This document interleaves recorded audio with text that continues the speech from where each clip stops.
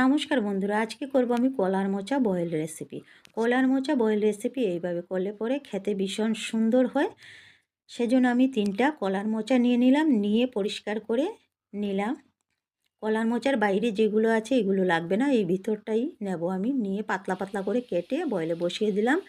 নুন আর গরম জল দিয়ে, গরম জলটা দিলাম তাড়াতাড়ি বয়েল হয়ে যাবে সেজন্য।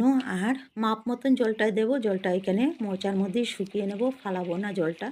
এই জলটা খুবই উপকারী, জলটা কলার মোচার না ফেললে ভালোই হয়।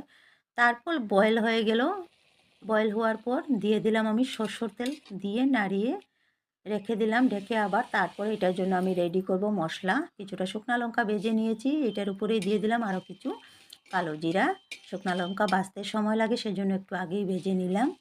আর কালো জিরাটাও দিয়ে ভেজে গুঁড়া করে নিলাম। গুঁড়াটা এখন আমি দিয়ে দেব এই কলার মোচার উপরে। এটা দেওয়ানে ভীষণ সুন্দর হয়েছে খেতে, আর স্যান্টটাও বেশ ভালো লেগেছে। এই কালো জিরা শুকনো লঙ্কা ভাজার স্যান্টে আরও সুন্দর হয়েছে খেতে। এগুলো দিয়ে ভালো করে নাড়িয়ে নিলাম। আর আমার ছেলে তো চেয়ে চেয়ে খেলো, বারবার চেয়েছে, খেয়েছে।